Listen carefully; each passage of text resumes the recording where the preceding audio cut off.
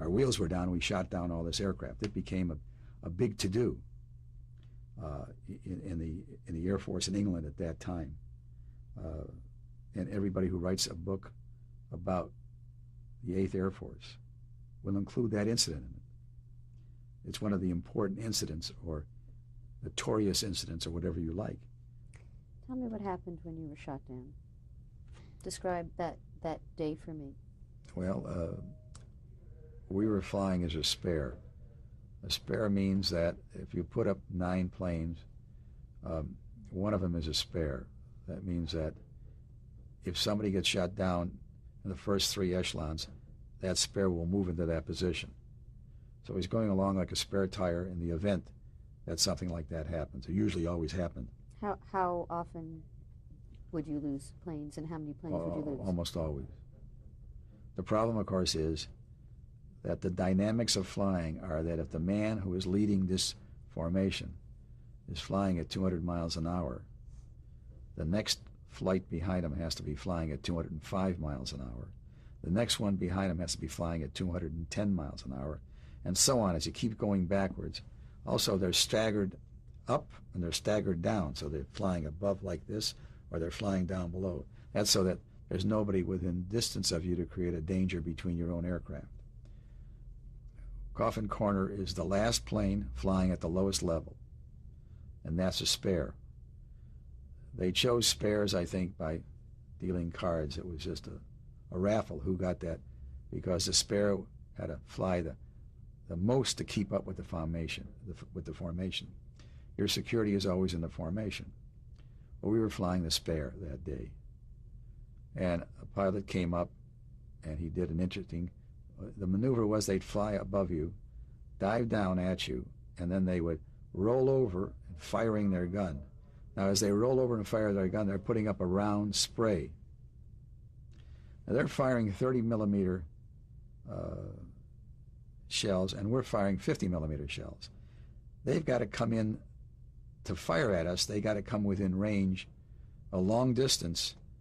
We're attacking them before they can even fire at us. You understand what I'm talking about? So as he was rolling over, we destroyed him, and he went down into the ground. But he hit an oil line, and the oil line is the one that controls the pitch of your propeller. And in order to keep the propeller from running away, because if you lose the pitch of your propeller, it will tend to run in the wind. Whatever way the air will then put it in a windmill position where it is, instead of being like this, it'll be straight. It'll just windmill, and it's a tremendous drag. So you have to shut that engine down. Now, you don't want to shut the engine down, because that's a sign to the fighter aircraft that you are only got 3 engines and you can't keep up. So you let it windmill, which is a drag. Well, we decided that we could not keep up with this formation, that we had 2 choices. Turn around now, fly as long as we can. We did not drop our bombs. Fly as long as we can to drop our bombs, and then try to head for home. Because the mission that I got shot down on was a famous one called the Schweinfurt Regensburg Mission, where they flew from England, bombed Schweinfurt and Regensburg, flew on to North Africa, and landed in North Africa.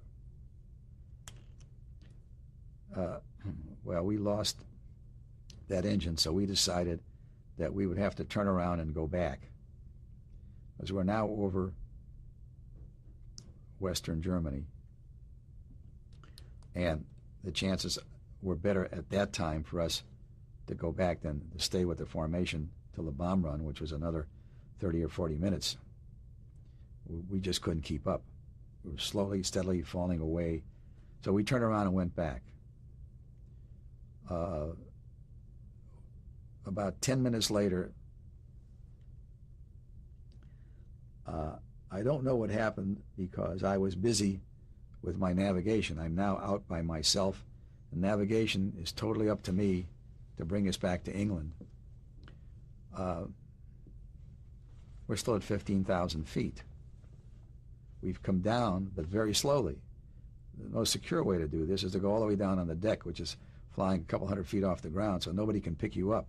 They can't see you. They don't know where you are. We're at 15,000 feet. And all of a sudden, here come all these fighters. And they're all sliding in. They're not firing at us. They're sliding in to escort us. And so we shot them down.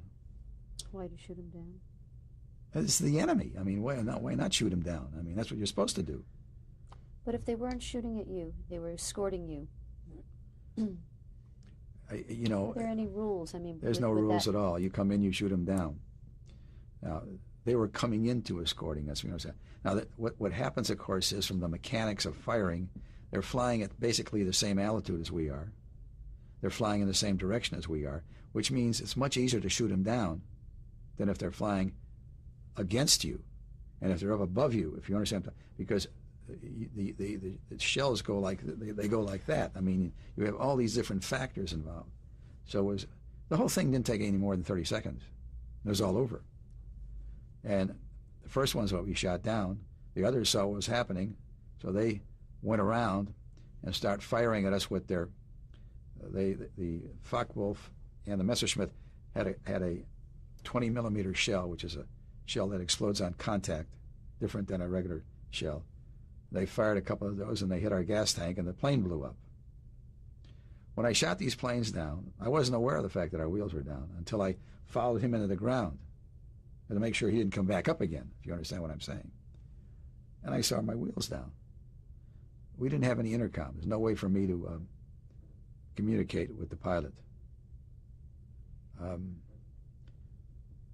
This whole episode I'm talking about, the bombardier turned around to see where I was, and he told me the story many months later.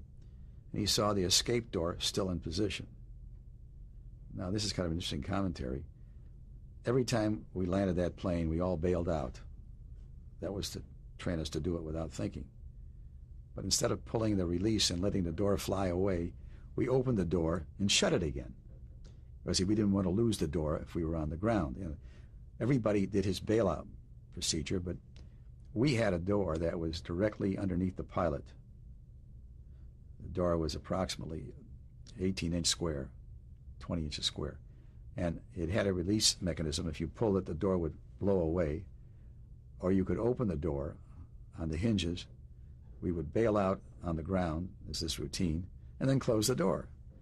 So at the time I bailed out, I went through the same routine. I opened the door. I didn't pull the release to open it up. I opened the door. When I went out, it closed again. So he turned around and looked for me, and he saw that the door was closed, which meant I hadn't bailed out. And he went looking for me. He started up for the pilot's compartment, and then he woke up in the hospital 6 months later, because he got blown out of the ship with the radio operator. They hit a tree, evidently. They hit a tree, a huge tree, dropped on a roof, slid down onto a driveway. After they captured me, they took me and wanted me to identify these two bodies. And they showed me the two bodies, and they asked if these were my comrades. And I said yes. And I presumed that they were dead. I was told when he came in the prison camp 6 months later was when they went to bury them, that one of the bodies moved. And that was the first time anybody had looked at them to see if they were still alive. Now, the interesting commentary is they could have buried them and no one would know the difference, but they didn't. The Germans had a weird sense of fair play. They took them to a hospital, and they were both unconscious for a long time, and they finally both recovered. What were their names? One was Edwin Tobin, and the other one was Walter Paulson. He was the operator, the radio operator. Did anybody perish in that mission? All the other six, 4 survived. The other 6 perished. How did you cope with that? Grateful that I was one that didn't. First place,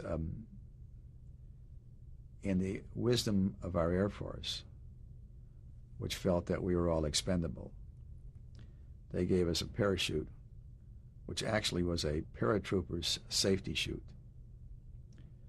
A paratrooper uses that in the event his static line, after he goes out, does not open. So he goes out holding his safety chute in his hand, and if it doesn't open, because he hasn't got much time, he will pull this one out, and it will save him. But it's a very small canopy, so you fall at a huge rate of speed. And the higher up you are, the faster you fall. Well, when I hit the ground, I hit the same impact of jumping off a 40-foot building. And I was unconscious.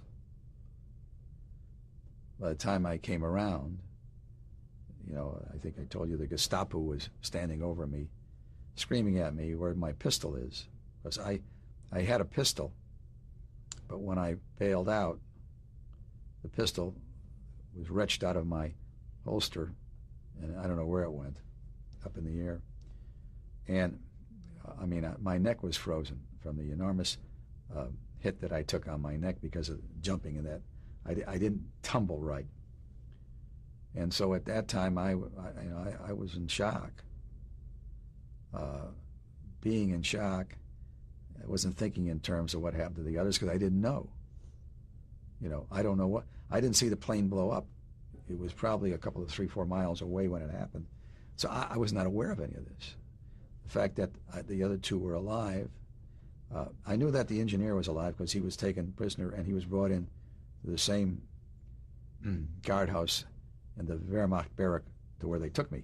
So I knew he was alive. But I didn't know who else was, if anybody else was alive or not alive. I had no idea. And, of course, I was in shock. I don't know to this day whatever happened to these people. No one's ever told me, but none of them ever surfaced. Now, the ones that were killed or enlisted men, they wouldn't have been put in the same prison camp with me anyway. Why not?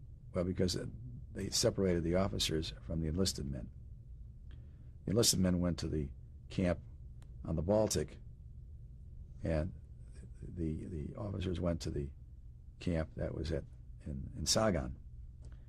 So I have no way of knowing, even to this day, but as far as I can tell, because no one's ever contacted me, that they perished. They may not have perished. I have no idea. And there's no way. I do know that one of them has perished because his nephew came to see me. His nephew, he was an Air Force colonel, came to see me to talk about his uncle, who he was born after his uncle got killed. And so obviously he must have been killed because his nephew told me that. But I don't know what happened to the others. What was that one's name? Tischewitz. Interesting man. His nephew was a colonel who directed the raid. He was in charge of the raid on Libya. And he joined the Air Force. He went through the whole routine, went to the Air Academy, based on what his mother told him about his uncle who died in the war. It gave him the incentive to go to the Air Academy. So I didn't know. All I know is that these two were dead because I saw their bodies, but they really weren't dead. And I knew that the engineer was okay because they took him out of this little kiosk, this guardhouse that we were in, to a hospital. What was his name? His name was, if you ask me these questions direct, you hit me, I have to think for a minute.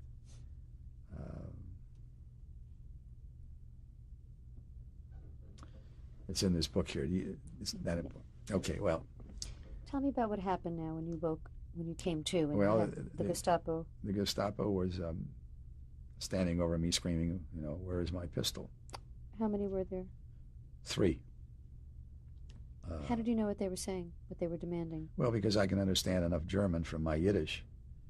And a pistol, a pistole and a pistol, it's not very difficult. And at first I did not understand what they were saying because I was still in a fog at the time. But then I realized what they were saying, because I didn't answer because I had no idea where my pistol was. So then they made me pick up my parachute, and we walked to the road because I was in a meadow. I had come down in a meadow. We walked to the road with quite a few people watching us. And we got into a Volkswagen convertible. Kind of interesting that all these years later, once in a while I see this same Volkswagen convertible. And were you concerned at all that they would find out you were Jewish? well, I was when I flew. I always carried my dog tag in my watch pocket. How was it indicated on your dog tag that you were Jewish? It had an H for Hebrew. Always wondered why that was, and I was finally told that they didn't want to confuse J with the Jehovah's Witnesses or a Jesuit, and so they picked H, which seemed to be a safe letter for the but I had my dog tag in my watch pocket, and I knew I had to get rid of it. That was my plan all the time I was flying, which indicates that I was aware of the fact that being Jewish was going to be a serious problem if I got caught in Germany as a prisoner. And while they were looking the other way, I took it out of my pocket. I was sitting in the back seat. The two of them, one of them left, so there was two of them in the front seat. Were looking in a different direction, and I flipped it into some bushes somewhere around where they captured me. They then took me to a Wehrmacht, which is a army barrack, which had been a school at one time. And the army barrack had a little guardhouse in which there were a couple of guards and a gate. And they put us in there because I didn't know this at the time, but they were waiting for the Air Force or the Luftwaffe to come and pick us up because there were actually four of us in there. One was a man one of them was my engineer with the two broken ankles. One was a fellow named Featheroff, who had his stomach opened up and he was holding his intestines. And then there was another one, McKeegan, who had all been shot down in the period of the same hour as I was. And McKeegan, of course, had been picked up by the Dutch underground, but before they could get him anywhere, they got captured. So he was wearing civilian clothes. Featheroff was holding his guts, and we all had an escape kit. What's an escape kit? The escape kit is a kit that we're given which has German money, has 3 shots of morphine, has a map, has a compass, has some quick food, energy food in it. It's about the size of the Reader's Digest, the best way to put it, about so big. And you wore it in your knee pocket. No one ever searched me, so I still had that escape kit with me, and I gave my shots of morphine both to my engineer and to Featheroff, who was in terrible agony. McKeegan and I were I had been hit with shrapnel in my behind, and my jumpsuit was a little shattered. First it was a little embarrassing, I suppose, but I figured, who cares? That was some of the stuff that they hit us with that came up from the bottom. Not terribly painful unless you sit down. Then it's excruciating. And so we spent the night in this little guardhouse. Toward the evening, they took Featheroff and my engineer out to give them first aid or hospitalization or something. I don't know. They just took them out. And so just McKeegan and I were left in this barrack. I always wanted to be sure that I was never left alone, because it was always dangerous to be left alone. Why was that? Well, because they could do away with you and no one would be any the wiser. There's safety in numbers and insecurity and singleness. That evening, we would have to go into the barrack to use the toilet facilities. They never fed us, but of course neither he nor I were very hungry anyway. People came to the window of this little kiosk and threw night soil at us. What's night soil? Well, night soil is what you usually drop down the toilet. And they threw it at us through the window, screaming that they should give us up.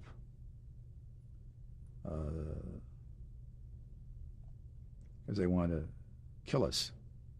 Remember, I said that we had bombed, a week earlier, we had bombed the city of Aachen. A word of it must have gotten out immediately that they were 2 American prisoners. We were referred to as Luftgangsters. That's an air gangster. That's the way we were classified as gangsters. I really don't know. It was just one of those euphemisms for saying something bad about us.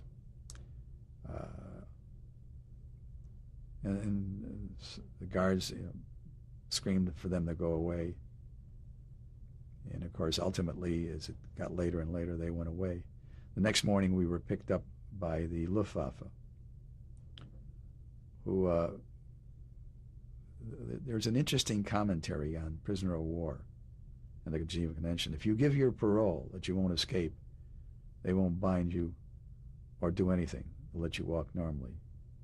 So they asked for my parole, and I gave him my parole. That means I could walk alongside with him and not have my hands in handcuffs or chains on my feet or anything like that. So I gave my parole, and we started our trick, which was a long time, because Germany was, every town we went to was rubble. There were no transportation. We did mostly walking. How many were there of you? Just 2 of us. Did they ever question your identity or your religious identity? Nope. They never even asked my name until I got to the interrogation center, which was in Frankfurt on Oder. How long did it take for you to trek? Probably 2 days. How had they treated you in that time period? Other than not? Well, as I remember, I was with a corporal who was taking us, and wherever we could ride a streetcar, what I call a streetcar, they may call it a train, but basically it's a two-car ensemble. I would call that a streetcar, they may call it a train. We went through a lot of different places where we walked a great deal. He hitched a ride with some military trucks to get us where we were. It was kind of it wasn't very Air Corps. I mean, we were just going to get there the best way we could get there. We finally got on a train, a real train, and that took us to Frankfurt on Oder, which was east of Berlin, and which, at that time, Berlin had not been bombed. So most everything, as we got further and further east, it was less and less bombed, if you understand it. Where we first started out, it was just rubble. Everything was rubble. We spent the night in the Cologne airport. It was a very unusual experience because I knew we were going to bomb the Cologne airport again. It was a fighter airport. The people there were so excited about having an American that they treated us very kindly. It was an interesting experience that I had to eat with the equal rank. So I ate 3-4 meals that I was there. I ate in a mess hall with 8 people sitting at a table. That was 7 interceptor fighter pilots and me. And they never acknowledged my presence. It's like I wasn't even sitting there. They certainly didn't talk to me. They wouldn't even pass anything if I asked for it. And I realized Germany was defeated because I was looking at what they were feeding us. It was garbage, absolutely garbage, and it was minimal. It was the worst thing I've ever seen, because usually fighter pilots get the best meals that are available. This was terrible. We had a piece of bread and a bowl of soup, and the soup had nothing in it but water, which was really quite pathetic to feed fighter pilots this kind of meal. And from there we then took a train, and Cologne had been pretty well destroyed. I mean, it was rubble all over. And then we took a streetcar to get to a train station somewhere outside of the city, in which we then from there went on this train to Frankfurt. It's about 2 days, I think, 2 or 3 days for us to get there. And in Frankfurt, they had an interrogation center. which was jammed with prisoners because of this big raid that had taken place a few days before, because we lost a lot of planes on that raid, and they captured a lot of people all over Germany. How many prisoners would you approximate? Were in this interrogation center. Maybe 50. But these were all officers. Enlisted men had been taken someplace else. This was an officer's thing. And they were trying to get information from us. So we were there for a couple of days. But by the time they interrogated me, they had given up, because they really didn't get any information. What information did they want from you? Well, whatever information they wanted was sort of silly. Where were we going to bomb? We didn't know. They asked your name, rank, and serial number, which we would give them. They asked us, what were you flying? Can't tell you. They knew what we were flying. In other words, the whole thing was a big charade.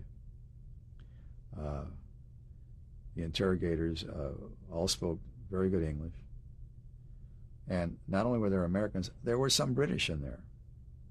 Not a great deal, but I'd say one of the rooms had maybe 6 or 7 British, and all the rest were Americans.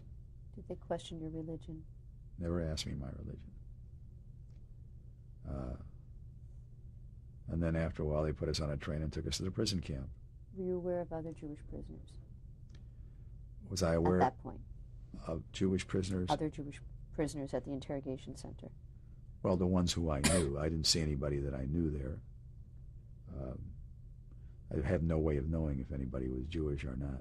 In other words, these were all people from different planes and different groups and all kinds of things. So it wasn't an old buddies week. It was just, I was a stranger just like they were. I didn't know any of these people. When I got to the permanent prison camp, I ran into one of my closest friends, which was John Dennis, and he and I were the only ones who were there that knew he was one of the few that most of his crew perished.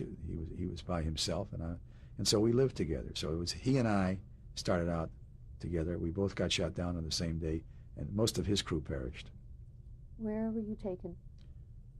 The camp was in Sagan, which is near Breslau. How long were you at the interrogation center before you were taken to Sagan? Probably 2 or 3 days. What was the treatment there? Indifference. Nobody bothered you. You just sat in a little tiny room.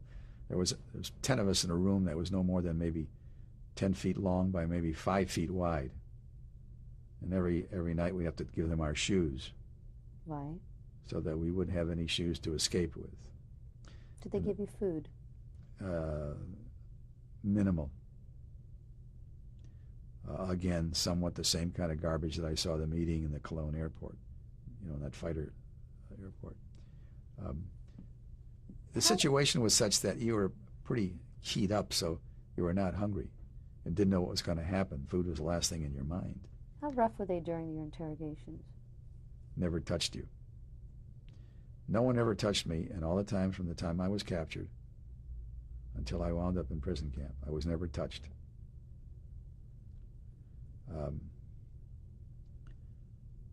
As far back as I can remember, at no time was I ever touched until I was liberated. No one ever touched me, or anybody else as I can remember. If somebody had done something and they put them in solitary confinement, they never touched them.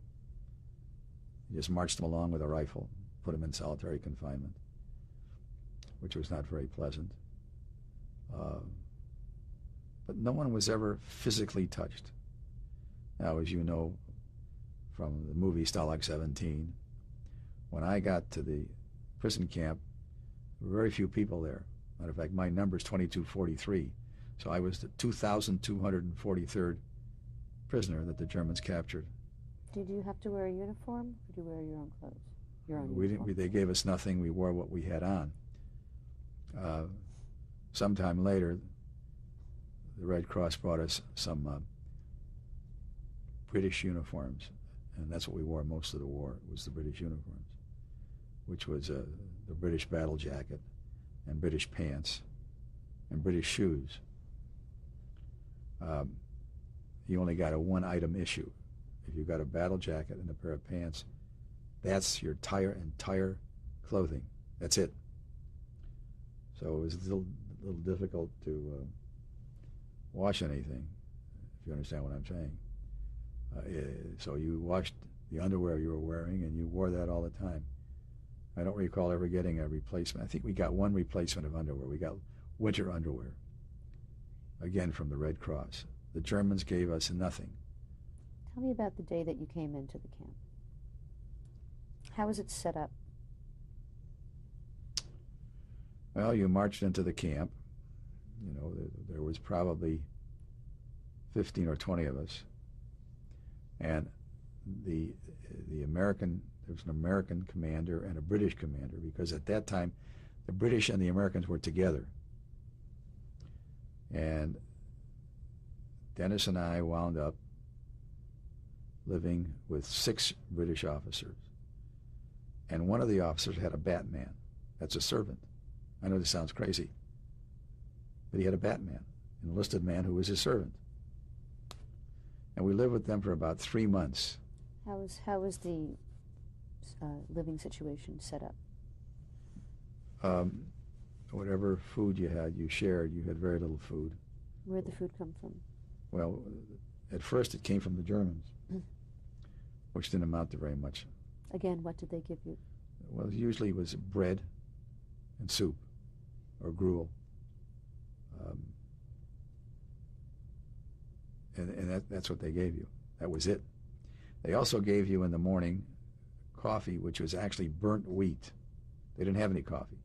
So what they did is they took wheat and they burned it. And it had somewhat of a similar taste to coffee, kind of interesting. I mean, it was ersatz coffee. And you had soup and a lot of water. Our mainstay was water, so we drank a lot of water.